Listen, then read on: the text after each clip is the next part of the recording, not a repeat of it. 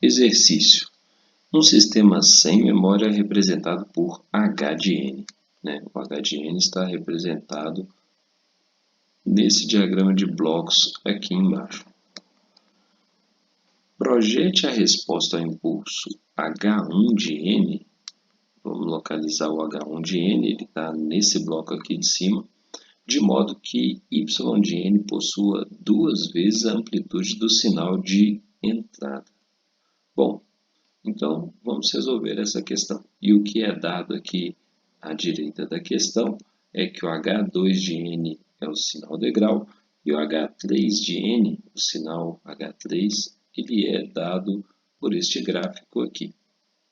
Bom, vamos rever aqui, projete a resposta ao impulso. Então, a gente já tem o H2, a gente já tem o H3 dado aqui do lado. E a gente precisa projetar o H1 de N de modo que Y de N possua duas vezes a amplitude do sinal de entrada. Então, quando entra X de N, quando entra X de N, a gente teria que observar no sinal de saída um sinal com duas vezes essa amplitude. Então, é um sistema que ele será estático, já fala aqui em cima que ele é sem memória. Então, a cara da resposta ao impulso de um sistema sem memória, ela é conhecida. A resposta ao impulso de um sistema sem memória é H de N é igual a uma constante multiplicado pelo próprio impulso. Esse é a cara de um sistema sem memória, a resposta ao impulso típica de um sistema sem memória. E aqui, como fala que a amplitude tem que ser duas vezes o sinal de entrada, então a gente já sabe até o valor do K, ele vale exatamente 2. Então, a gente vai procurar encontrar um H1 de N de modo que a resposta a impulso do sistema completo seja essa, H de N igual a 2 impulso unitário de N. Então, vou apagar essas partes aqui e a gente vai colocar outras informações aqui para a gente resolver esse exercício. Olhando para esse diagrama de blocos, a gente vê que temos uma composição em paralelo desses dois blocos, em seguida do H3, do sistema H3.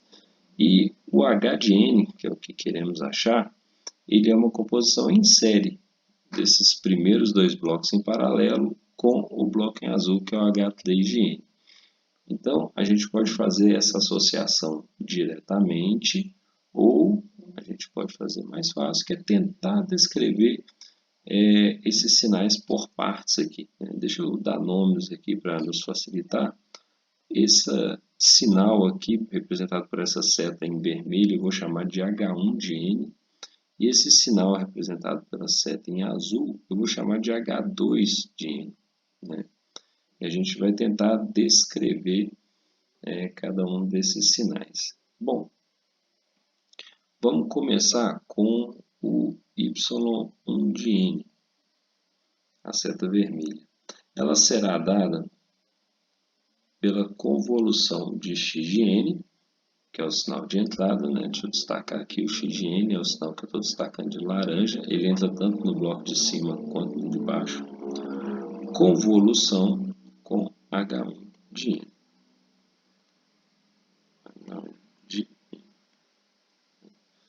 E a gente tem que o Y2 de N,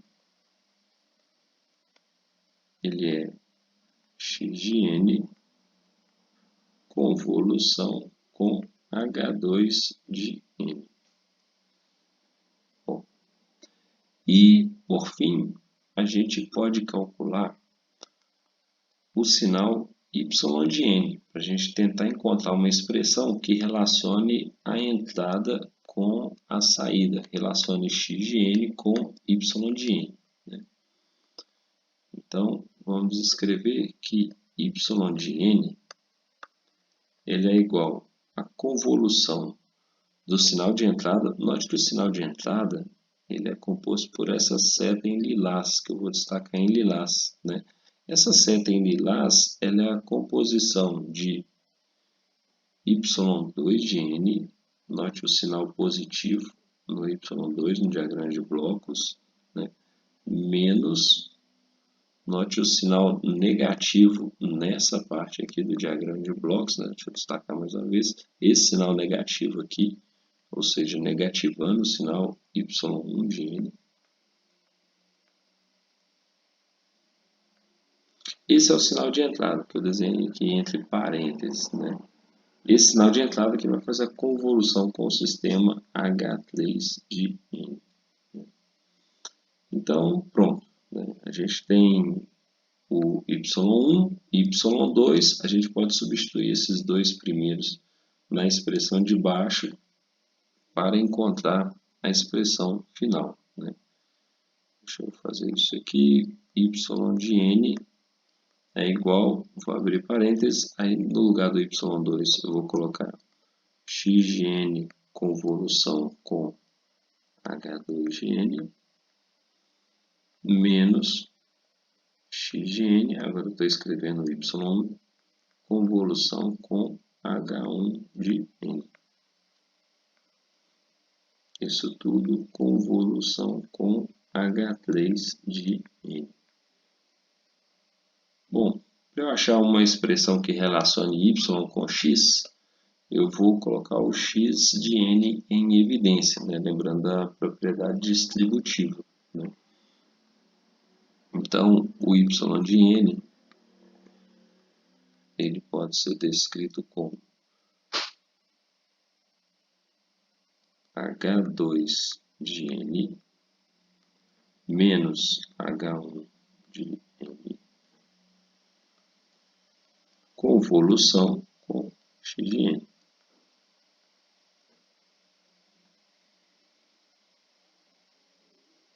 E em seguida, convolução com h3 de n. Bom, lembrando da propriedade associativa, a gente pode trocar a ordem dessas convoluções aqui, né? E finalmente chegar à conclusão que y de n é igual a h2 de n menos h1 de n convolução com h3 de n. Eu vou destacar de uma cor diferente aqui. Isso tudo convolução com x de n. Ora, veja bem, a saída é calculada pela convolução da entrada com a resposta ao impulso do sistema, né? Então, o que temos aqui entre colchetes, né? Essa parte aqui, isso aqui é precisamente h de n, que a gente já sabe quanto que deve ser o h de n, que a gente falou anteriormente, deve ser 2 vezes o impulso unitário, né? Então, é essa equação que a gente tem que utilizar para chegar na resposta final, né? Então, a gente vai igualar, né, essa parte aqui ao impulso unitário. Deixa eu copiar aqui. Vou copiar essa parte para ser igualada a 2 vezes o impulso unitário. E pronto, é a partir daqui que a gente vai tirar as expressões. A gente precisa conhecer o H3 e H2 de N, né? Voltando lá em cima do exercício, deixa eu fazer algo um pouco diferente aqui. Eu vou chegar aqui para baixo e vou pegar essa parte aqui, vou levar lá para cima.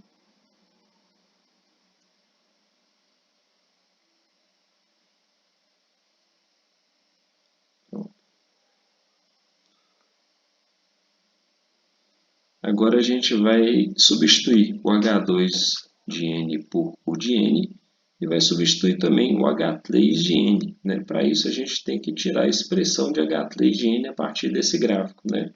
A gente nota que esse gráfico aqui, ele é um impulso que ocorre no instante n igual a 2, né? Então, ele é um impulso atrasado de duas amostras, vai ter essa cara, delta de n menos 2, e a amplitude desse impulso, que a gente for olhar, ela vale 4, né? Então, esse sinal ele é 4 delta de n menos 2, né? E esse aqui que é o sinal H3. Então, a gente vai utilizar essa expressão para substituir aqui embaixo na equação, né? Então, vamos fazer isso. O H2 de N é igual a U de N, estou substituindo, menos H1 de N. O H1 de N é nossa incógnita, lembrando, né? Convolução com 4 delta de N menos 2, que é igual a 2 delta de N. Sem problemas. Agora vamos simplificar essa expressão, né? Vamos utilizar a propriedade distributiva aqui, né? A gente tem U de N convolução com 4 delta de N menos 2 menos H1 de N convolução com 4 delta de N menos 2 é igual a 2 delta de N. O que temos aqui é convolução do degrau com o impulso deslocado e multiplicado por 4, né? Utilizando a propriedade de linearidade, a gente pode realizar a convolução primeiro e multiplicar pela constante depois, né? Então, bastaria a gente resolver essa parte da conta aqui destacada em vermelho primeiro, né? A convolução de U de N com o impulso unitário. Opa, só que como é impulso unitário, lembrando que o impulso é o operador neutro da convolução, convolução com impulso é o próprio sinal, né? Então, se tivéssemos U de N convolução com delta de N, isso seria precisamente igual a U de N. Como o impulso está atrasado de duas amostras, né?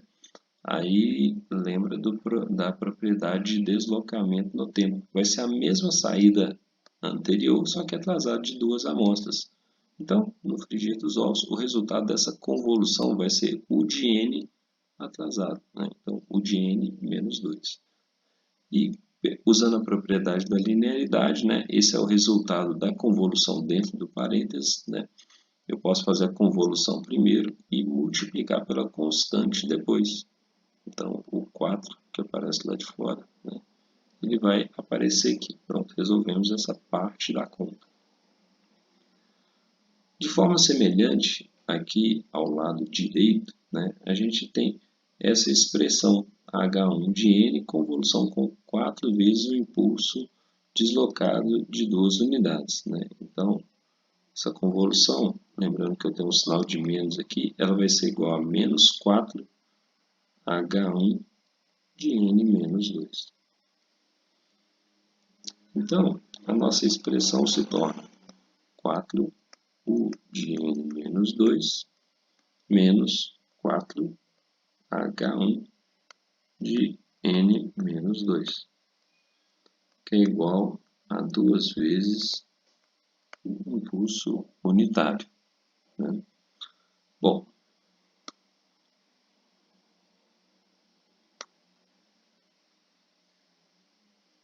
agora basta a gente simplificar a expressão, não tem muito mais segredo aqui, dividindo todo mundo por 2, né? A gente tem esses valores aqui, eu vou passar o H1, vou isolar o H1 multiplicando por menos 1, vai ficar H1 de N menos 2 igual a 2 vezes, aliás, 2H1 de N menos 2 vai ser 2 vezes U de N menos 2 menos delta de N.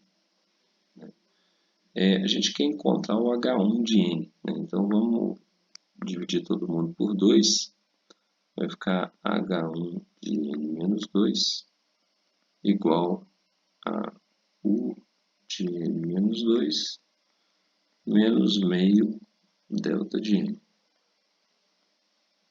E ainda, né, encontramos o H1 de N menos 2, mas qual será que é o H1 de N? Né? Para isso, basta a gente fazer uma reparametrização temporal. Reparametrização temporal é quando a gente substitui uma variável independente por outra. Né? Então, eu vou chamar o aliás, vou chamar o N-2 de N-til, por exemplo. Né? Fazendo essa reparametrização temporal, eu vou ficar H1 de N-til é igual a U de N-til e vou escrever todo mundo em função de N-til. Aqui eu tenho delta de N, né? O N eu vou escrever em função de N-til, né? Manipulando essa definição que eu assumi aqui. Né? A gente sabe que N, trocando de lado o menos 2, né? Somando 2 dos dois lados, é N-til mais 2. Né? Então, se eu tenho delta de N, se eu for escrever em função da nova variável independente, eu vou escrever N-til mais 2. N-til mais 2. Né? Bom, eu chamei de dois nomes diferentes, né? N e N-til, só para a gente não confundir, né? Mas lembrar que são variáveis independentes, né? Que a gente pode chamar de N mesmo. Né? Então, a expressão final é H1 de N igual a U de N menos meio de delta de N mais 2. Essa é a expressão final do sinal H1 de N. Né? Então, se a gente fosse desenhar, né, o gráfico, né, esse aqui seria um gráfico do impulso unitário. Né? O impulso unitário, já sabemos o que ele é. A partir do instante zero, ele vale 1. Vou desenhar aqui rapidamente. Né? No instante 0, 1, 2, 3, 4, 5, menos 1, menos 2, menos 3, e assim por diante. Esse é o sinal degrau unitário.